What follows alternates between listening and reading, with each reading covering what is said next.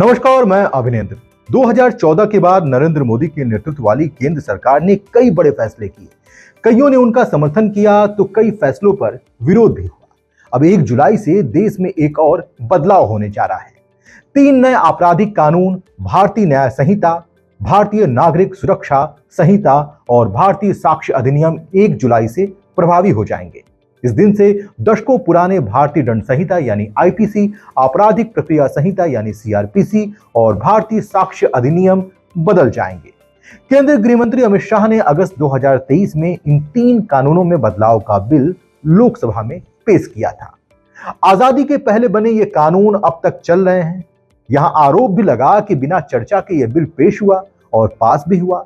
उस समय विपक्ष के 90 से ज्यादा सदस्यों को निष्कासित कर दिया गया था लोकसभा से। खैर, 1 जुलाई से लागू होने वाले 3 नए कानून भारतीय न्याय संहिता, भारतीय नागरिक सुरक्षा संहिता और भारतीय साक्ष्य अधिनियम है। ये कानून क्रमशः भारतीय दंड संहिता आईपीसी, आपराधिक प्रक्रिया संहिता सीआरपीसी और पुराने भारतीय साक्ष्य अधिनियम की जगह लेंगे। 12 दिसंबर 2023 को इन 3 कानूनों में बदलाव का बिल लोकसभा में प्रस्तावित किया। इसके बाद 20 दिसंबर 2023 को लोकसभा और 21 दिसंबर 2023 को राज्यसभा से ये पारित हुआ। 25 दिसंबर 2023 को राष्ट्रपति ने 3 विधेयकों को अपनी मंजूरी दी। वहीं 24 फरवरी 2024 को केंद्र सरकार ने घोषणा की थी कि 3 नए आपराधिक कानून इस साल 1 जुलाई से लागू होंगे। भारतीय दंड संहिता 1860 की जगह भारतीय न्याय संहिता 2023 ले रही है। यह आईपीसी के 22 प्रावधानों को निरस्त करेगी। इसके साथ ही नई संहिता में आईपीसी के 175 मौजूदा प्रावधानों में बदलाव का प्रस्ताव किया गया है और 9 नई धाराएं पेश की गई हैं। भारतीय न्याय संहिता 2023 में कुल 356 धाराएं हैं। अपने भाषण के दौरान गृह मंत्री ने बताया था कि यह नया कानून राजद्रोह के अपराध को पूरी तरह से निरस्त करता है। हालांकि इसमें राज्य के विरुद्ध अपराध का प्रावधान है। इसकी धारा 150 भारत की संप्रभुता, एकता और अखंडता को खतरे में डालने वाले कृत्यों से संबंधित है। उन्होंने यह भी उल्लेख किया है कि नए कानून में मॉब लिंचिंग के अपराध को दंडित करने का प्रावधान है। इसके लिए 7 साल या आजीवन कारावास या मृत्यु दंड का प्रावधान है। दूसरे जो कानून बदलने जा रहे हैं वो आपराधिक प्रक्रिया संहिता यानी क्रिमिनल प्रोसीजर कोड सीआरपीसी है। सीआरपीसी की जगह भारतीय नागरिक सुरक्षा संहिता 2023 को प्रस्तावित किया जाएगा। भारतीय नागरिक सुरक्षा संहिता के जरिए सीआरपीसी के 9 प्रावधानों को निरस्त किया जाएगा। जी हां, इसके अलावा इस कानून में सीआरपीसी के 107 प्रावधानों में बदलाव और 9 नए प्रावधान पेश करने को कहा गया है। भारतीय नागरिक सुरक्षा संहिता में कुल 533 धाराएं हैं।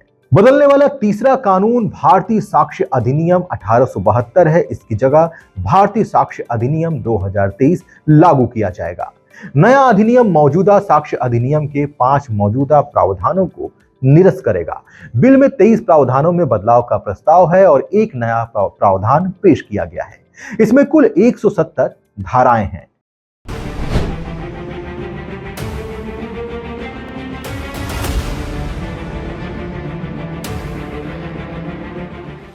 भारत की संप्रभुता या अखंडता को खतरे में डालने वाले किसी भी व्यक्ति को अधिकतम आजीवन कारावास की सजा हो सकती है, लेकिन इसे भी समझना जरूरी है कि वो सजा कैसी होगी और वो व्यक्ति कैसे दोषी साबित होगा। मॉब लिंचिंग में भी अधिकतर मौत की सजा है। हत्या के जुर्म के लिए सजाए मौत या आजीवन कारावास की सजा होगी। दुष्कर्म में शामिल लोगों को कम से कम 10 साल की जेल या आजीवन कारावास की सजा होगी और सामूहिक दुष्कर्म के लिए कम से कम 20 साल की कैद या उस व्यक्ति के शेष जीवन के लिए कारावास की सजा होगी।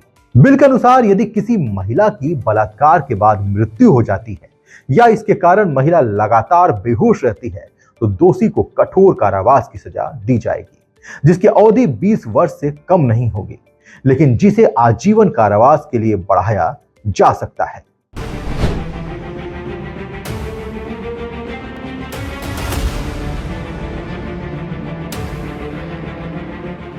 नागरिक किसी भी पुलिस स्टेशन में 0 एफआईआर दर्ज करा सकेंगे, चाहे उनका अधिकार क्षेत्र कुछ भी हो।